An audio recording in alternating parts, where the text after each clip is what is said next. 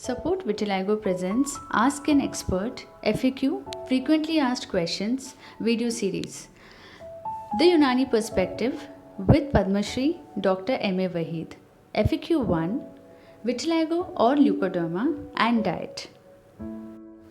Disclaimer: we believe in working with vitiligo experts from different fields and are genuinely catering towards the vitiligo community.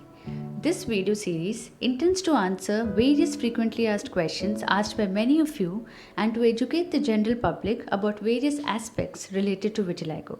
This is not an alternative for in-person consultation.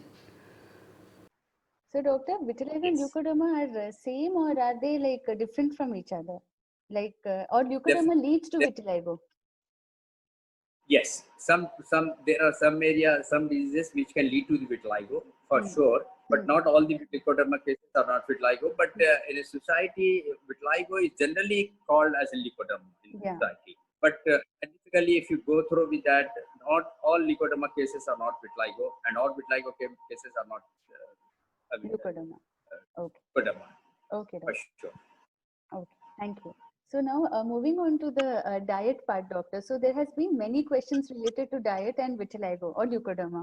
So people have always been asking. So now to start with, what is the role of diet in managing or treating vitiligo? See, this is a common the thing you must have known that the diet allergies and that diet incompatibility are the two words which are very important in today's life. Some people are allergic to certain articles, and some food in other combination with other food may lead to some compatibility. So there's a great role of diet into the vitiligo. You know, vitiligo is an autoimmune disease. Basically, except segmental vitiligo, all types of vitiligo are because of the autoimmunity. And there are certain diet factors which has the influence on the autoimmune mechanism, which can aggravate. But for sure, it's all depend upon the individual biological system.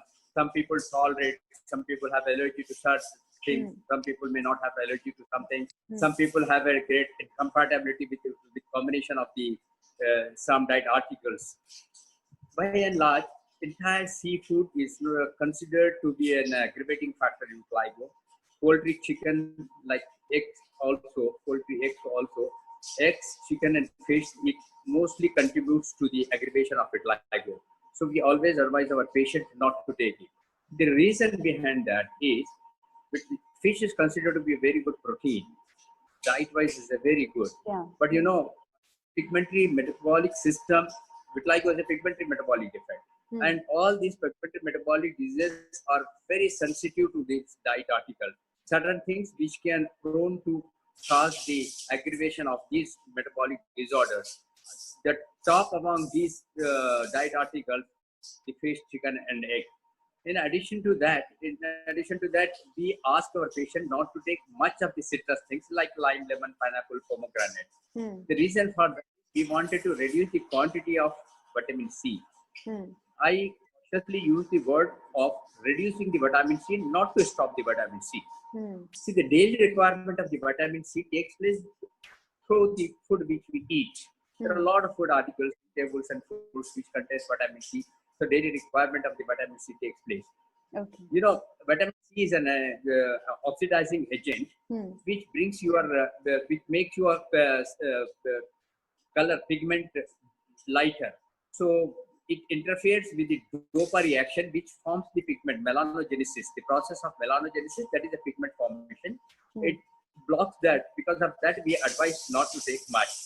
But however, partly to come to support the daily intake of the vitamin C is always advised to take. And additionally, milk products also we say not to stop, but partly restricted. You know, milk has a good source of protein and calcium. Yes.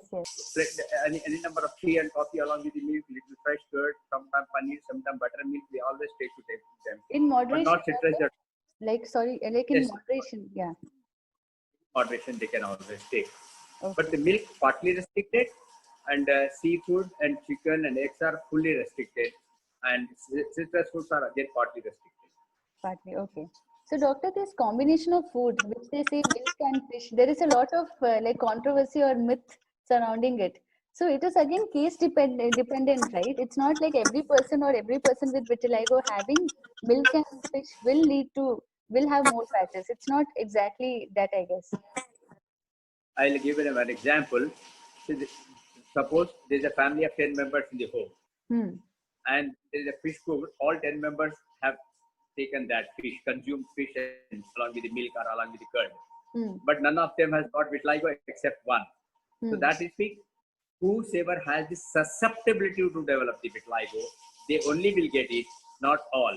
Hmm. So this combination never works, never causes any other problem unless somebody has a susceptibility to develop a particular disease like vitiligo. Hmm. So that is most important.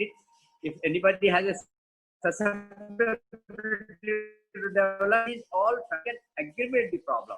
It never causes the problem, but it can aggravate the problem. And aggravation also is case basis, no, doctor. Not all people with vitiligo who have fish or milk may have increased patches, right? It again depends on the person's body, how it responds. Yes, it all depends on the person's biological system. Hmm. Definitely, some people may not, some people may get aggravation of disease. Okay. But from it varies from not only from person to person, but it varies from type of vitiligo also. Hmm. The non-dermatomal vitiligo, like vitiligo, superficial vitiligo vulgaris, non-dermatomal vitiligo, these vitiligo get mostly aggravated because of the active autoimmunity. Like for example, if you take a mucosal vitiligo, some take the segmental vitiligo, which affect only the half of the body or half of the lateral fault. It never gets aggravated with that because it doesn't have any autoimmune mechanism behind it. Okay. Doctor, so the diet which like people can actually have, so what are the things which are good to have? Like even if I'm not following any treatment, if I follow a diet, so it still has an impact on healing vitiligo? Definitely, it has vitiligo feeling. They can take good balanced diet. Like if they are non-vegetarians, they can always have a lamb or a mutton, what you call, you can always take. And country chicken, they can always have. And among vegetarians, all the vegetables they can have except citrus, sour and citrus vegetables. And by and large, to support the intake of the protein, to ensure the protein intake, pure ghee they can take, little milk they can take, little curd they can take, lot of sprouts they can take. So balanced diet. All and ice cream and chocolates also, doctor. Some of us really fond of it. Yeah. It's partly restricted. So they always advise not to stop the chocolate, but sometimes they can always have. Not every day, but once or twice in a month. Modulation 4-5 times in a month. Like for example, younger children, they always go to enjoy in a party, birthday party with their friends. They are always allowed to take. So that's not a problem at all. So we should always observe our body mechanism, how it suits us. To be frank, Hello? Sorry?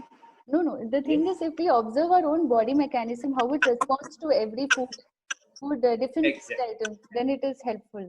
Isn't it, doctor? Exactly. Yes, we need to observe our own body mechanism, how it responds. And second thing, the most important thing is the stress, which can aggravate. It never stress. Again, there is a myth about that. Stress causes vitiligo. It never causes the vitiligo, but it take it forward. Rather, it aggravates the problem. So good diet, stress living, stay happy, deal with the people, try to share with your thoughts. Any problem with regard to the vitiligo or disease, you're free to talk to the doctor, get your questions or doubts answered. And probably that will lead to a great happy life and well controlled and repigmented vitiligo. Thank you, doctor. And doctor, one more thing is, in some cases they say brinjal to avoid the vegetable brinjal. So is it true that it has a trigger on vitiligo? Generally, it doesn't have a trigger on the vitiligo unless otherwise some people are very allergic to it. Again, the concept of the allergy and incompatibility comes over here. Some people take brinjal lot and never gets a vitiligo, get aggravated. And some people may not tolerate. Even some normal people also. That all depend upon the susceptibility. For example, some people are allergic to some diet food articles. So based on their observations, they have to avoid. Otherwise, no. Okay. Normally, people can, those who can tolerate it. So it's not related to vitiligo. Brinjal is generally not related to vitiligo as such. It is in general. Yes, in general. Okay. A big thanks to all our volunteers. Vitiligo expert Dr. M.A. Waheed. Video editing by Lalitha. Content by SushAmita and Swati. Design by Sathish. Overall ideation by SushAmita. This initiative is supported by Youth for Seva. Thank you. To know more about Support Vitiligo, visit us at www.supportvitiligo.org.